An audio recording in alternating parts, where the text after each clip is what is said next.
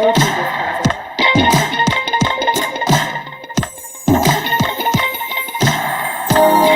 Brave woman, raising brave children. Proud to be an immigrant mom. Proud to the immigrant mom. Brave woman, raising brave children. Proud to be an immigrant mom. Proud to the immigrant mom. Brave woman. A strength. I'm able to still go through this process.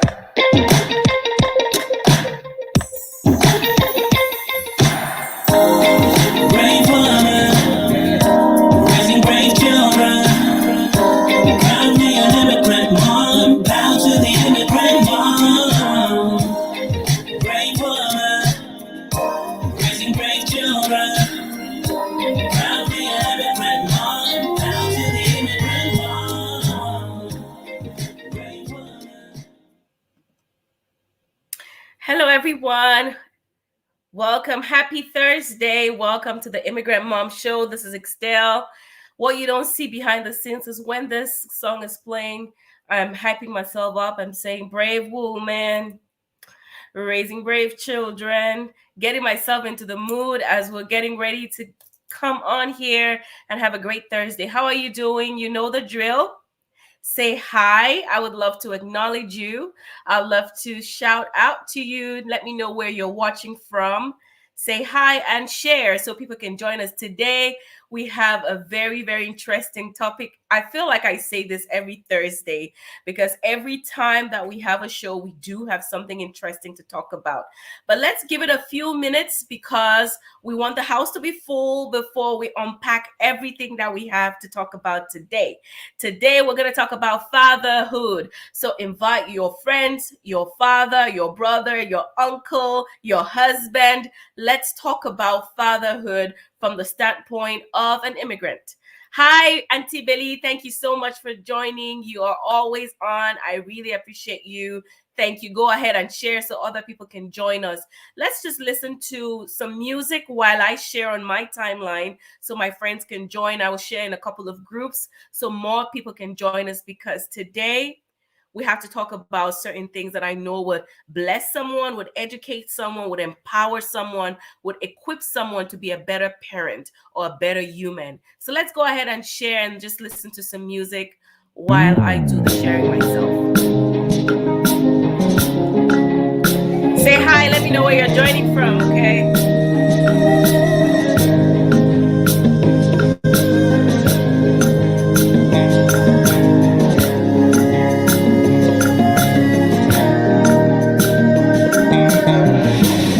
I thank you for the life you gave. I thank you for the things you've done for me. Do more for me. I can't do them myself. I have a father who can never fail. From ages to ages, the maker of universe. Now I can move you. Do it again, again and again. Put enemies in shame. Do it for me. Papa can do it alone. Do it for me. I can't do it alone. I see people are trickling in. Say hi, let me know where you're watching from. Thank you so much for joining. Yeah, we are on YouTube. Someone just asked me if we are on YouTube. Yes. So somebody is just asking if we're streaming live on YouTube. There are people that cannot be on Facebook because they don't have an account. For now, we're not able to stream on Instagram, but we're streaming at the same time on YouTube. I wish I could find the link and put it. If there's anybody, any of the admins on the Immigrant Mom that's watching live, please grab the YouTube link and put it in the comment section so people can access YouTube if that's better.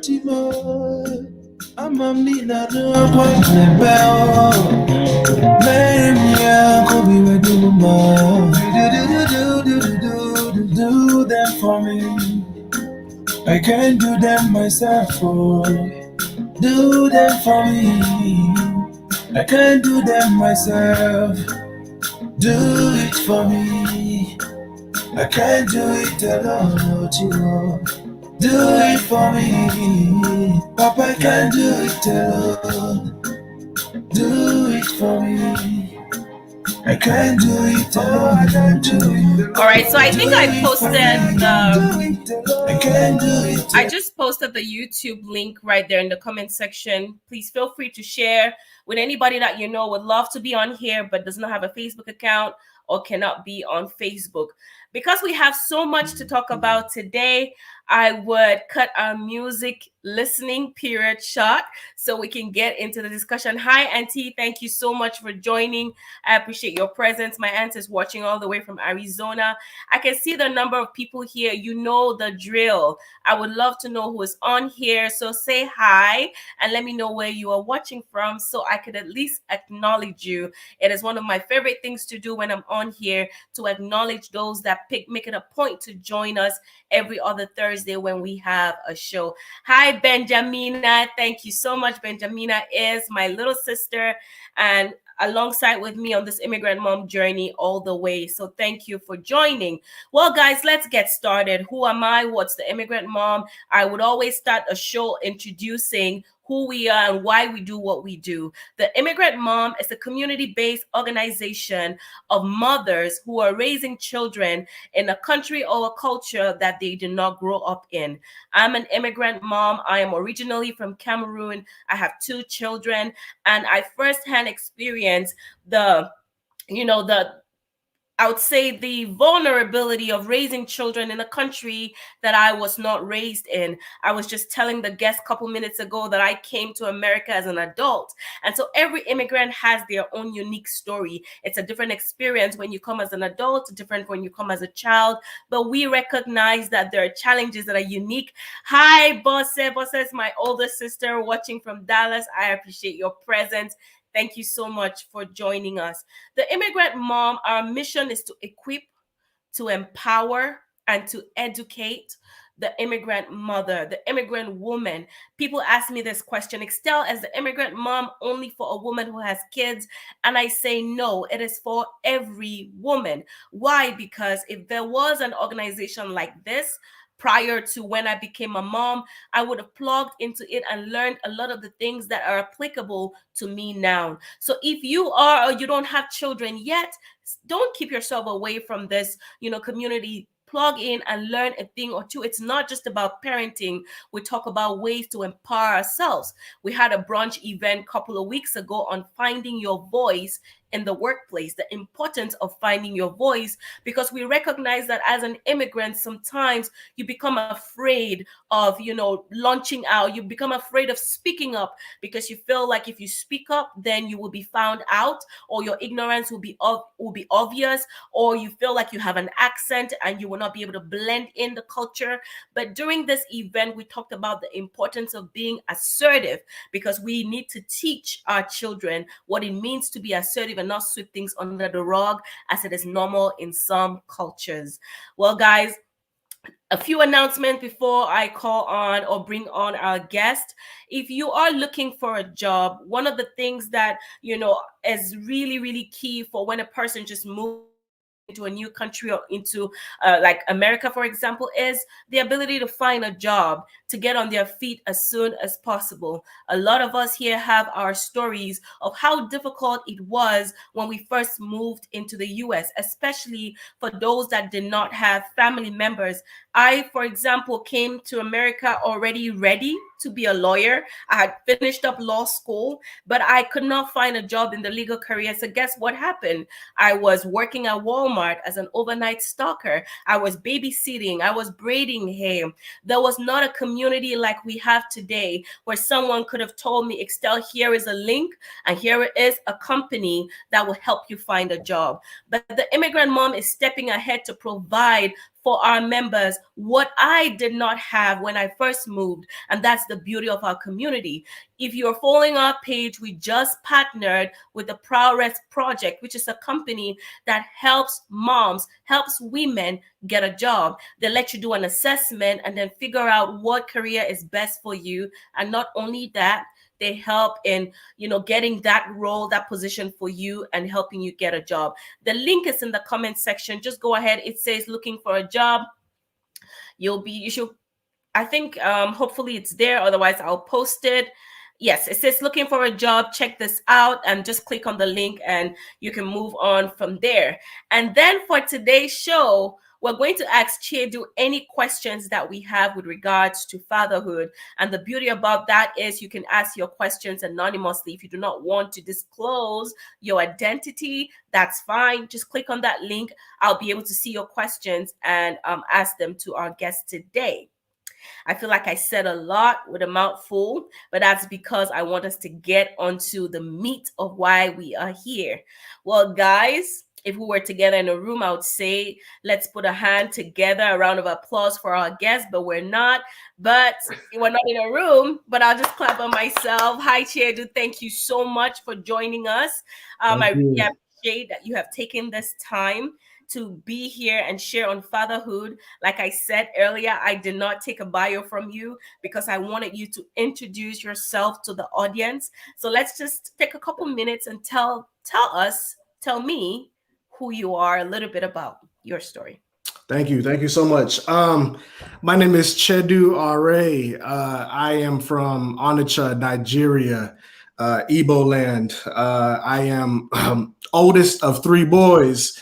Born in Nigeria, my family and I, we immigrated to the United States when I was 2 years old. So I've been in the States 30 plus years now. Come from a very strong and proud family. I work at a tech company. I am specifically in operations.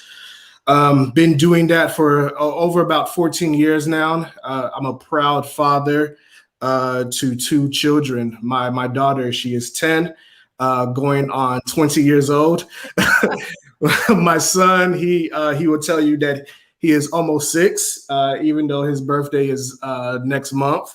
And then I'm proud husband to my wife. We were college sweethearts. We met when we were in college, started dating sometime around our senior year, and then got married when we were 26. Started our family when we were 27. I am just a product of my tribe, of my community, of my family and my friends. Excited to be here, and just looking forward to all of the questions. Wow. Thank you so much for sharing that. Definitely. And for those who don't know, Chiedu's wife is from Jamaica. So she's an immigrant mom. She came here, like you shared, when she was a little younger than myself or people who are watching. So we are going to get started, and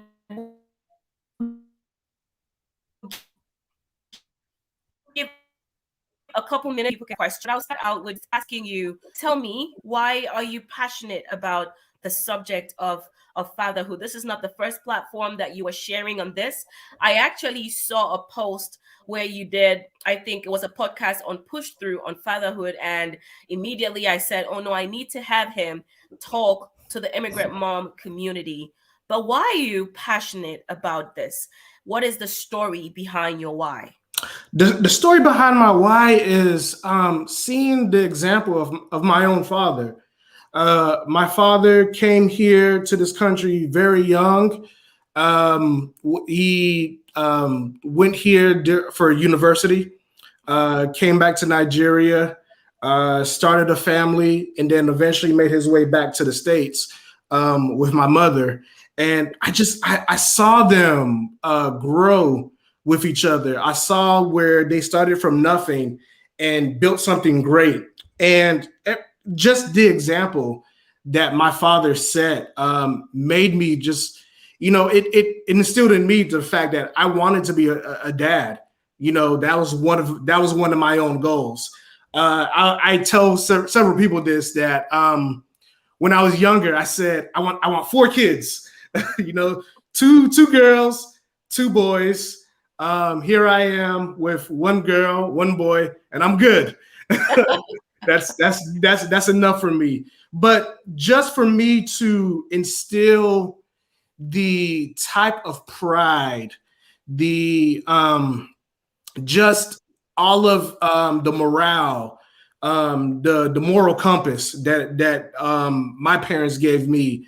I wanted to share that with my children, and wanted to raise two people who I feel were going to change the world in their own way. Right. And I hear you say you want to do it. So you are admitting to the fact that fatherhood is not a passive stance. It's not something that we're passive about. You are actively trying to instill certain things and be present. Talk to us about the difference between a passive and active fatherhood, and what side do you advocate most for? That's a great question. So I'm very much active.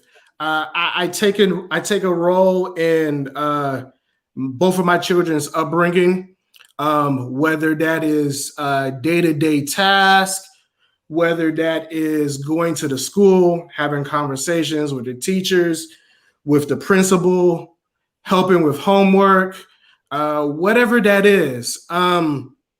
There are certain things that my father did, and he did them great. But then at the same time, my dad was an immigrant father, and he had to work.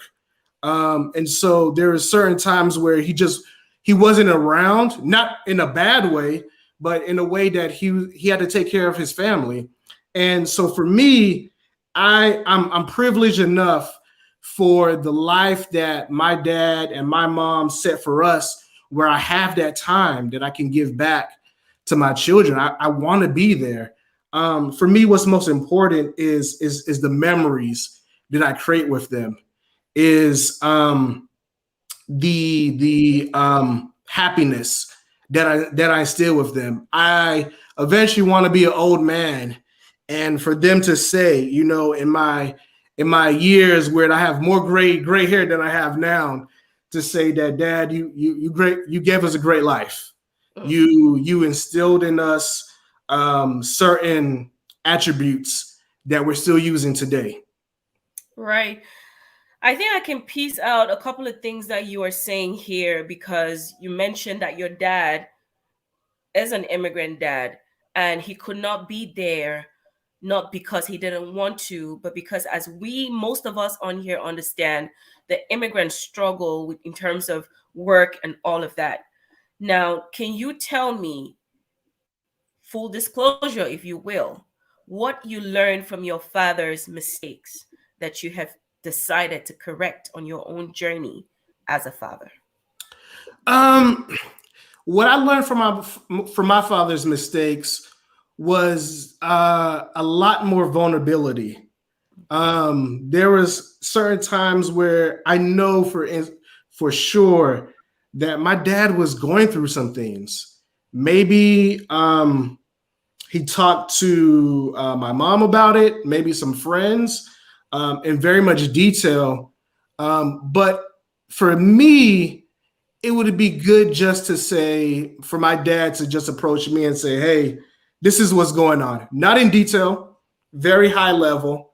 And so for me, that's one thing that I've learned, to just be vulnerable with my children, to let them know, like, hey, look, work wasn't so good today. I want that to be visible. I think for me, that's one thing. Another thing is just the extra time, that we have to spend with our children. I'm fortunate enough that I work in a white collar role.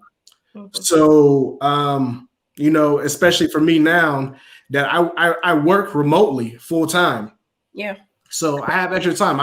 I'm not commuting to an office. I'm here.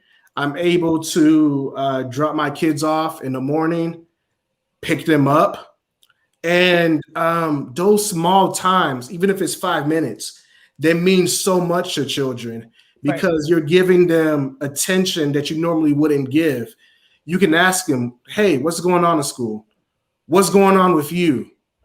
What are things that I'm doing as a dad that is not so good. And to have these conversations, not saying that I'm going to instantly change, but just saying that I want to talk to you, share your feelings with me. And I think that's so important. Some of the things that I learned over the years. Right. And I don't know about other cultures, but let me talk about the Cameroonian or the African culture so I can ask this question. The men are supposed to be strong. So when you put that level of strength and vulnerability, it is almost like an oxymoron in the same sentence. To ask the father to be vulnerable, the father who has to maintain a certain candor at home, to give that notion that he is in control and that he is the power figure. How were you able to balance that statue of strength that you wanted to convey to your children as father being in control? And then on the flip side of that same coin, be the vulnerable person that could allow your children to relate with you in a deeper way. Yeah. For me, over the years, I've learned that strength sometimes means being honest. And a lot of times it means being honest with your spouse. It means being honest with yourself. Most importantly, being honest with your children. There's never a time where I've told my wife or my children they need to shoulder anything that I had going on. But at the same time, it's the four of us. You know, we live in this house together. Um, my I set the tone of the house. You know, regardless, my how I feel is how everybody is going to feel in this house. Yeah. So it's very important for me to let them know that, hey, sometimes days aren't just good days. There's certain things that we go through as people, and that's just real. I think for me to maintain that is to never let them take on any of my struggle, but to acknowledge the fact that I do struggle. I struggle as a man. I struggle as a human being. I think a lot of times us as men, we hold so much back, and it's such a detriment to us. It's a detriment to our families. And then, sometimes we have to be honest, and whoever it is that we talk to, it doesn't have to be our families. It can be some close friends. It could be a licensed professional, a therapist that has our background. But we need to acknowledge a lot of times that we go through things. So much we hold things back. And like I say, those things take a toll on our family in a lot of different ways. Right, right. And I'll get back to the point of getting help because I did do a little reading on your blog, and you mentioned that having your second child put you in a position where you had to get help. But before we get onto that particular question on what help is like, what do you see a lot of young fathers doing today that you are like, hold up, you had a child, but you're not fathering? What is the biggest mistake that you see in families today or among men with fatherhood that you want to talk about today? Selfishness. I see sometimes a lot of young fathers being selfish with their time. What's most important, I think, before providing gifts, whatever it is giving your family time. That's what they'll remember. Um, I don't recall too many of the things that my father gave us. There's certain things that really stand out to me. What's most important is the times that my father just gave me one-on-one time. You know, me and him. That he asked about my interests. We talked about certain things. He gave me life lessons. He opened up to me about his childhood, certain things that he went through. Those things are blessings. Those things are things that I still hold with me today. Um, and so I think that's what's most important is giving your children time. Those are the things that I feel like young fathers should really, really hone in on and direct their energy to is giving their children time. They're not going to remember all of the trendy shoes, the clothes, the toys that you provide them, but they'll remember the times that you just sit down with them one on one and give them life lessons. One of the proudest days of my life was when I used to just give my daughter. I'm into investing, stocks, mutual funds, cryptocurrency, different things like that. And one thing that I want my children to be self-sufficient, that they don't have to rely on my money. And so, I would talk to my daughter about investing, different things. And the proudest moment is randomly, she would just come up to me. It's like, Dad, hey, I researched Nike. I researched Netflix. I researched this company. This is why I think we should put our money into this company. And those things are the proudest moments of my life, because I remember my dad used to give me those same lessons, but he would also tell me like, hey, Chedu, this is when I messed up. This is what I feel like you should do. And he would give me those lessons, and those are the best, as opposed to me just giving my daughter $100 and say, do what you want. No, not only this is $100, but listen to this and why I think you should do this. Right. And, from a cultural standpoint, fathers, and I know a lot of people are changing, but felt like their responsibility was to give and provide, and that was good enough. And giving money and providing a house, they felt that was good enough. And the challenging question that I will ask for every single person listening is, who is a father? Does your child know what you do? Do they know just the title of your position, or do they know what you do? Or are you just content in providing for them and running off? Because time, when I hear you say time, it means something different for everybody. A father listening could be thinking the time you're talking about is to make sure that he is home, but he's home and he's on his own business while the children are doing their own thing.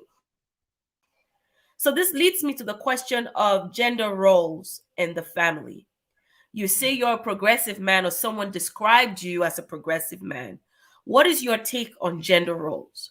What do you think, or what's the balance right here? Should a man be in his room while the woman is cooking and making sure the kids are well fed and they are cared for, while he is just peddling his toes watching TV? What is gender roles for you? That's a great question. For me, honestly, gender roles are what you make them as a family, your unit. Me growing up, I saw my dad cook. I saw my dad do different things. And if you were to meet my dad today, Nigerian man through and through, stereotypical Nigerian man. But I saw my dad do certain things, and for me, that gave me the not necessarily courage enough, but it gave me the nod to say, okay, this is okay for me to do. I think what's most important is as couples, as families, communication, communicate, honest communication. One thing about my wife and I is when we were dating, we talked about these things. We talked about how many children we wanted, what we wanted to build as a family, roles in the family. For me in particular, I do certain things. I wash clothes. I do the dishes at times if I need to. But it's more about who's most well equipped to do those roles. I think that's what's most important. I can cook. I'm not as good as my wife. I can't do curry chicken, jerk chicken like she can. She's great at that. At the same time, my wife would never take out the trash. that's something that she'll just never do. But it's most important is to talk about these things. What's great and what's has been happening, with these times is that more men are in white collar roles, are in technology, roles that have to do with technology, not necessarily have to do with their hands. So that affords us the ability to, really look and say, okay, my wife works, I work. Who's best to do this? If she comes home, if she comes home later than me, I come home earlier. Do I necessarily have to wait for her to start the meal in the house? My hands and my feet work just as well as hers do. Right. So I think so with the gender roles, like how does this play in with your relationship with your kids? So where have you challenged some of the traditional stereotypical gender roles and gone against them so that you can have time with your children? Yes. Both of my kids work. Both my kids, they clean the house. Like I said, my youngest, he'll be 6. He does everything that my daughter does. My daughter does everything that he does. They do everything that my wife and I do. They both see both of us doing certain things around the house. I think that's most important. That really allows both of us to really give time to them. I think that's what's most important. With my children, they're afforded the ability to, like I said, have their dad at home, which is I never had that growing up. That's something that I wanted to provide them. Right. Few people have asked some questions that I want us to go into, but I have one last question, which I know it's the elephant in the room. And however much time we need to talk about this, I want your perspective and I also want your wisdom, like, what you know about discipline in the home. Discipline, it's different for different people, but there's something about the culture of fear, the man asserting his manliness at home, either in his tone, in his yelling. A lot of us immigrants will tell you, and there are others who are different, that when the dad came into the house, everybody ran away because he had to make sure everything was in place with yelling and the shouting and all of that. What is your approach to discipline as this father that you are? Yeah, that's yes. That makes me kind of think about my childhood. My dad, like I said, Nigerian man through and through. Very, very much can look at us, and we were straighten up, all 3 boys. But you can imagine though, he's a man foreign to this country, had to assimilate, had to raise 3 boys in this country and to make sure that they stay out of trouble. There's so much trouble that Black boys in particular can get into in the United States. And he did a great job in that. But at the same time, like you said, there's a lot of fear there. The great thing is my dad worked late hours, so he would go to work at 3 and come back maybe around midnight, 1 a.m. So for the most part, on the weekends is when we would see him the most. And even so, he would call every day, and every day we would talk to him. He would ask about our day, and then if we misbehaved, our mom would tell him, and we had to have that conversation on the phone. Even on the phone, look, I would cry because of the fear. But for me in particular, it's not necessarily fear for me that I want to instill in my children. I think for my children, even so, no matter how hard I try not to, they have a healthy fear of me. But at the same time, I want them to really understand what they did wrong, and then there's consequences. Regardless, there's consequences. That those consequences are not always physical. Those consequences come in different shapes or forms. And I try to be very, very creative in those consequences with my children. And so far, it's been good. I can honestly tell you that my youngest, she is 10.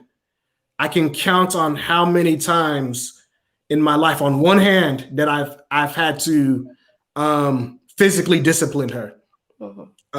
With my son, I haven't had to, but my wife and I have created so many unique ways where we can discipline them. We can emphasize consequences, emphasize how to behave, that they understand. So much to the point that both of my children are great academically, but one thing that all of the teachers emphasize is how kind my children are, how well behaved my children are. And mind you, this is with not me or my wife ever have to physically discipline them. You know, we've been able to do this, and for me, that is that's my reward. Yeah, is how they are outside of my home. 2 questions here. I'll go with why is it important to you that you don't instill this fear? I want you to lay out your rationale so other men who don't understand the impact that fear, that kind of debilitating fear, could have on a child. Yeah, I think what's most important for me, because I'll talk about my childhood a little bit, is I found it difficult, sometimes to have certain conversations with my father because of that control that he needed to have, that fear that was instilled in us. And that, for me, it wasn't until that I was, older in my life where my dad and I can have these very uncomfortable conversations with each other.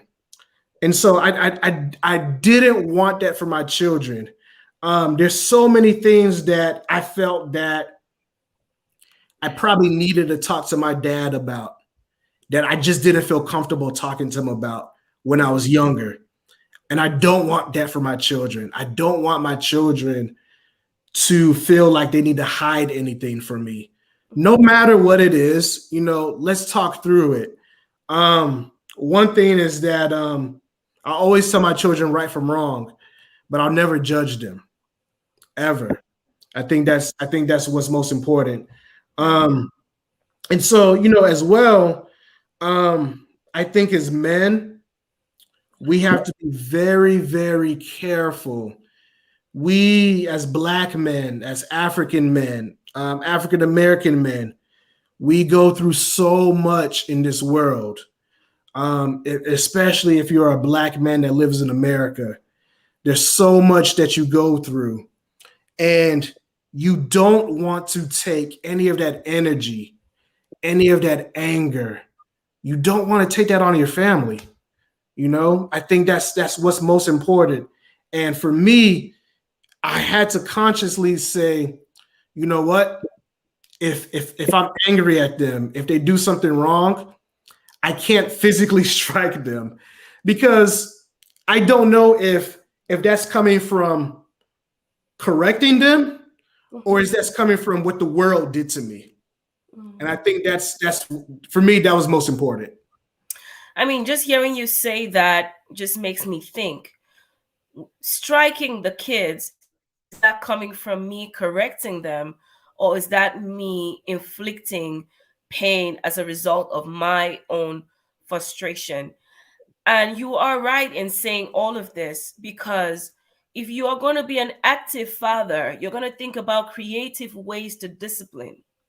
But if you want to be a passive father, hitting them is the easiest and the fastest thing to do to get them to comply so you can run off and go do your own stuff, than be in the midst of a child who is screaming or throwing a tantrum or something. But I cannot end today's session without you telling some of the fathers what are these creative ways of discipline that have brought about this, well brought up children that you talk about today, who are kind. And just share with us, for those who don't know, who are saying, well, I spank and I discipline harshly because that's all that I knew. That's all that I know. So what are some of those creative ways that you can share? You can go over a couple of them if you can. Yeah. For me, it's sometimes it's about taking away things from them. Whether it's things that they actively use, whether it's we were set to have ice cream on Friday. We're not having ice cream on Friday anymore. But most importantly is explaining to them why this is not happening. My wife and I, we talk about this so much, is especially with us as parents. Like I said, so much things happens with us in the world. We have to sometimes take a pause, sometimes count to 10, before we say anything, before we do anything. Making sure that you do that. And then once you calm down, say, hey, this is your consequence, whatever that consequence it is. Whether, like I said, it's taking away a cherished toy that they have, taking away a specific moment that was guaranteed. Given not necessarily like a timeout, but being very strict on certain things, and then explaining why. This is your behavior, this is what you did, and this is your consequence as a result of it. Yes, explaining, like you said, is something that I encourage fathers, just like you have encouraged, that they explain to their children. I totally agree. And I think that is great, because then they see that the dad is not just withholding stuff, or obviously not happy, but they see the reason why. So let's get into some questions, because we have 15 minutes and people have questions for you. And here's a question that was sent anonymously. Say, sometimes I feel like my husband is overly strict on our son than our daughter, and it comes across like he favors the girl more than the boy. Moms, I can hear a lot of moms clicking to this, like he's discriminating. Is this a father-son thing, or is it just mine? No. So I would say this is a father-son thing. This is something as men that we have to actively work on. I find myself doing this so many times where I'm a lot more, I wouldn't say aggressive with my son, but I'm more short tempered with my son than with my daughter. Um, it's that gender thing. My daughter, not only she's the first child, she's my only girl, she's my princess. Um, and a lot of times I have to be very careful in how I discipline both of them. And honestly, my wife, she called me out on it. She said to me, she was like, "Look, you disciplined them differently. You need to be equal with both of them." So at the same time, that was good for me. That was eye opening for me. The great thing about my wife is she knows my language. She knows how to talk to me and how to get to me in the right ways. And so I receive it in the right ways. And I think what's most important is, at least for me, for instance, is not only discipline them equally, but also understanding that there's certain things that my wife can give her that I just can't give her. And also my wife understanding there's certain things that I can give my son that she just cannot. And we're okay with that. And I think, what's most important is, as a family, that you talk through these things, that you don't make any assumptions. I think that's most important. But also too, like I said, we can talk about marriage dynamics, some other time. But communication and the way we communicate with each other is important as well. I'm so for a part 2 of these, because we definitely need to come back and talk about, what you just said, the dynamic, marriage dynamic on discipline and things like that. Because your daughter is your first and your only girl, but then there is a son who is mama's boy and her only boy. And so there is always that, mom is trying to protect. And I see this in my own life, trying to protect my son, and my husband is trying to also correct him. At the same time, I'm with my daughter, like, no, but he is also. And so there's all of that. But I hear you when you say, we need to communicate, we need to balance. So it never looks like for either child they're getting more, punishment than the other. So Ernest here is asking a question, following up on when you said you explain to your child. How do you explain something like that to a 2 or 3-year-old who can't fully understand? So maybe take us back to when your children were that young and you could not explain consequences to them and they were just acting out like children do. What were your creative resources then if you were not hitting them or being mean or screaming at them? Yeah, no, I think that's a great question. Because honestly, maybe there's some times that I wanted to that I didn't. But I think what's most important is you have to meet your children where they are. A lot of times, a 2-year-old and a 3-year-old are not going to understand that they did something wrong. But I think what's most important is there's consistency. It's consistency in the way when you explain to them, like, hey, this is what you did. This is why it's not right. And, it doesn't necessarily have to be a consequence with it, but making sure that you're letting them know in their own way that they can receive it, that these actions are not right. But what's most important is, like I said, that needs to be consistent, not only with you, not only with your spouse, but with your tribe. And your tribe, consisting of your parents, your in-laws, your relatives, their school. One thing that my wife and I struggled with, early on in when we started our family, was when our children would go to our parents' house, and there was no rules, and we had to have these uncomfortable conversations with our parents and set boundaries. And let me tell you, when I say these are uncomfortable conversations, imagine trying to explain to a Jamaican family and a Nigerian family why you can't do certain things with their grandchildren. So Right. yeah, it's very uncomfortable, but these are needed conversations. Right. Well, thank you for that. On to the next question. This is a question from an anonymous question. How do you forgive a father who has never cared and still doesn't care? He always burns the bridge I tried to build. Yeah. So I think this is interesting. I have I think now, I have a great relationship with my dad. Even though we had our ups and downs as I was growing up.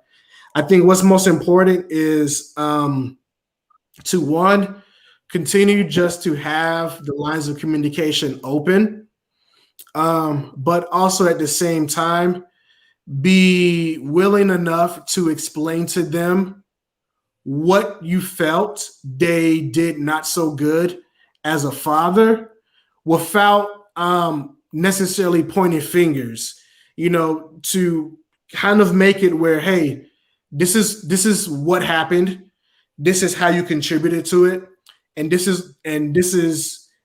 are the results. Um, Depending on who your father is, they can take it and embrace it, acknowledge it, change their behavior, or they can just dismiss it. Um, if they acknowledge it and change their behavior, I say embrace that. If they dismiss it, that's nothing on you. That's not a knock on you. And you shouldn't take that as anything negative. That is their burden to bear. But what's most important is that you talk through these things with certain people that you feel comfortable enough. Like I say, I'm a very, very big proponent on mental health. I'm a very big proponent on you.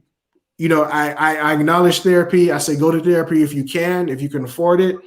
But if you can't, feel comfortable enough with the people that you have in your life where you can share these certain things with, and know that they can give you not only sound advice, but that that you can be vulnerable enough with them to have these conversations. Right. Thank you for that. Next question is, what do you tell your kids when they ask you where daddy is, knowing fully well that their dad is in the same town, city as they are, but doesn't come around to see them or take care of them financially? Secondly, as a single mother, how do you raise boys to be men without resenting their absentee dad? Yeah. That's I think that's tough in a sense where having to let your children know that yes, their father is here, but their father is not really here. I think what's most important is that you embrace the positive that's happening. You're there for them. You're providing for them. What does your village look like? What are the other male positive influences in those children's life? How do you lean into those relationships? Um, like I said, my dad. I grew up with my dad. My dad was the best dad that he knew how to be. But at certain times, like I said, because my dad had to work, there was a lot of times I didn't see my dad. But the great thing is that I had uncles in my life. I had my father's friends. I had other very positive male influences in my life that I can go to and talk to things with. I think that's most important. Um, I think as well too. Just like I said about the father, the last question. About the father who is not necessarily in their life. Continue to try to keep those lines of communication open, but at the end of the day your children are going to grow up and they're going to make their own decisions. They're going to see what's that's the most important thing. And unfortunately, shame on that dad for not taking the time to be a part of their children's life. Because for me, most importantly, like, there's no relationship like the relationship between a father and their child. And it is, for me, it's terrible that some men shy away from that. Right. And how does your wife support you and enable you to be a good father? Uh, that's a great question. My wife is amazing. She's my best friend. She not only encourages me, she supports me. She is not afraid to challenge me. I'm not afraid to challenge her. And I think that's one of the best things about our relationship is that we push each other. Um, there's been times where I've done some things as a father, probably not so right. The great thing that my wife tends to do is that she doesn't necessarily bring it up exactly when it happens because she wants to present a unified front in front of the children. But once the children are gone, she'll pull me to the side and she'll say, "Look, that wasn't right. You know, this is this is this is what I saw. This is what I thought you did wrong, and this is what I think you can do better." And then, on top of that, she just gives me the opportunity, to be a great dad. Like I said, both of us work, and with that, there's times where, I have to bathe the kids. Not my oldest anymore. She can take that role on her own. But I still bathe my youngest. I cook for them, on certain times of the day. And we as parents, we take certain time to do certain things with them. So she gives me that opportunity. She doesn't want to be the sole caregiver of our children. There's something that one conversation that I had, somebody said, "What do you think about dads who say they have to watch their children?" And I kind of chuckled at that because, like, why do I need to watch my children? I'm not my children's babysitter. I'm my children's father. When my children are with me, they're with me. And so I think those are just some things in short that my wife allows me to do. Well, that's powerful. And I think it's something for all of us to learn, to have that unified, approach with our children. I know for a fact that it's an area that I could do better at, I could learn. And definitely it helps to keep the family unit together. So thank you so much for sharing. Our first anonymous question, which we cannot go without answering, is up. And I know we're at time, but I'll let you just answer this and then we'll wrap up with a closing statement. My father was absent and unavailable during my childhood, but ensured my needs and fees were paid. Now I get so frustrated when my husband wants to spend time away from the kids, no matter how long. The wounds from my past are hurting and affecting my husband's fatherhood experience. What can I do? That's a great question. Um, I think one thing that's most important is to acknowledge that, particularly with your husband. Talk to your husband, communicate, because at the same time you don't know what he's going through as well too. I don't think we talked about this a little much, but for me, particularly with our when we had our second child, I went through a bout of depression. You know, I wasn't myself. Not only depression, I had some anxiety. Not exactly sure if I can be that breadwinner for our family. Not exactly sure if I was going to have the time for our family now that we were having a second child. And I struggled, but at some point I was able to communicate that to my wife. And so we talk. There's certain things that we are really honest with each other, and sometimes it's about communicating when you need time. And I'm not sure what it is with your husband and your family, why he feels he needs to spend time away. There were certain times I needed to spend time away, but I communicated that. I think one thing that for me, as much as I wanted to become a dad, as much as I wanted to become a husband and a family man, I lost my identity in that. I stopped doing all the things that were important to me, all the things that brought me joy, my pastimes, my hobbies, the things that I felt like can grow my career. I stopped doing those things.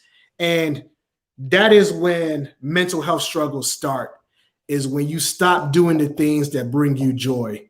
And so what's more, like I said, what's most important is to have these conversations as partners with each other. And not just, husbands and wives. I think there's many of us out there who are blended families, who are single parents, co-parenting, is to also have these conversations with each other. I think for me, it was most important to, like I said, have a life outside of my family, but still, most importantly, be with my family when I needed to be. And I think that's the most important thing. Wow, thank you. Thank you so much. You have shared some really powerful tips with us. You have shared your story with us. You have shared why fatherhood is important. You've talked about mental health. You hear a lot of times the conversation about mothers taking care of themselves. But I hear you saying fathers need to take care of themselves because they could very easily lose themselves in trying to be the breadwinner and going through the pressure that society puts on men. So there has to be that opportunity. And I would like for you to close with a word of wisdom, and if you have any programs that you have for fathers where you maybe have a retreat or something that they can come together with you, or any information about your blog that you might want to share as a resource that fathers can tap into, this will be a great time, because I know a lot of people that are listening are needing the support that are able to put up their hands to say they need. Yeah, thank you for that. I think there's many things that you can do.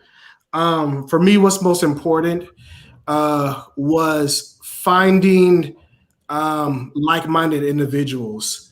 So one of my best friends, we had children around the same time. Both of our children around the same age. We spend a lot of time with each other, with our children. Having that community is very, very important. I have a group chat, amongst fathers, that we chat about our ups and our downs, our positives. There's also too, like you mentioned, I have my blog. It's rtnpress.com. I have many entries there, not only about fatherhood, but about life, as particularly as a Black man in America, as an immigrant in America. And I'm continue to write, continue to share my short story, and be vulnerable. And I think that's what's most important is be vulnerable, not only with people that you feel most comfortable with, but also your family as well too. And I'll say this for a lot of new fathers and a lot of existing fathers as well too. And I mentioned this earlier in our conversation. Providing for your children is the bar. That's the expectation.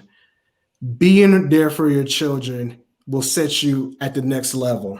Like I said, your children are not always going to remember the clothes that you bought them, the food that you had in the fridge, and how you provided it for them, but they're always going to remember the time that you spent with them.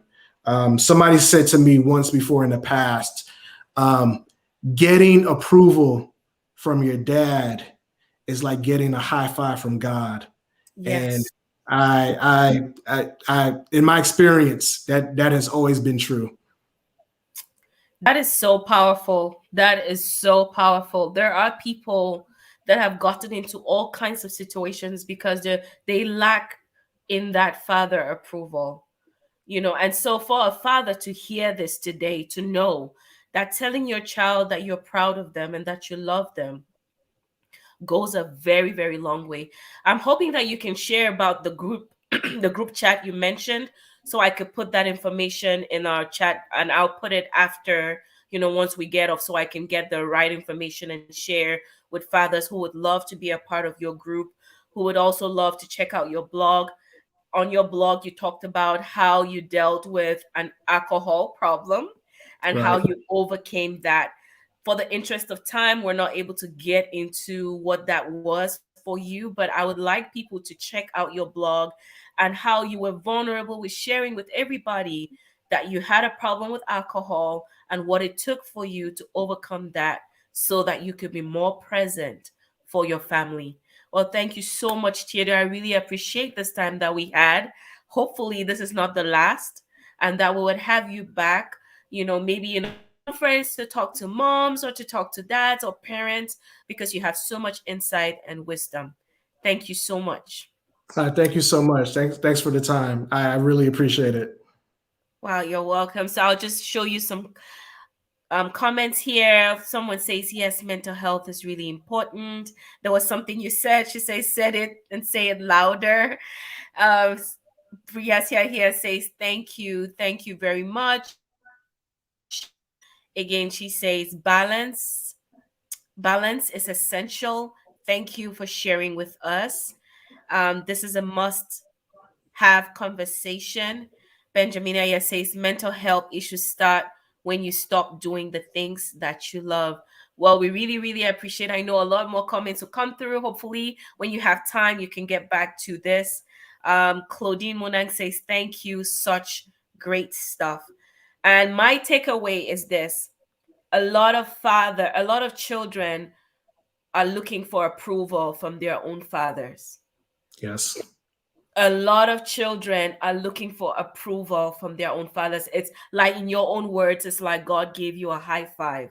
It's Yes. important as a father to tell your child how much you love them, how much you're proud of them. Doesn't make you weak, doesn't make you a mushy father. And there's nothing wrong with being mushy.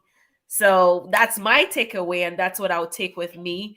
A lot more thank you comments are coming. Mona says, thanks for sharing. I could go on and on and on, but thank you, thank you, thank you. Just hang on in the back room while I close the show so we can have a chat before I let you go. All right. So All right, guys, that was so powerful. I hope that you enjoyed it. We need to have conversations like this because there is the cultural aspect of fatherhood that is in complete opposite to the reality of the countries we find ourselves in today. The role of a father in a child, even for moms who are not with the child's father, understanding that your issues with that child's father should not be the reason why the father of that child is not in the child's life. I know that circumstances are different for everybody, but as much as you can, know that the father plays a vital role, and that as women, as moms, who should always present one front in our home so that our children can get one unified voice coming from parents. Thank you all so much for joining. I love your comments. We'll continue this conversation. If you're an immigrant dad and you have a perspective you would love to share, please ping me. I would love to have you on one of our Thursdays. Have a great Thursday. Enjoy your weekend, and God bless you.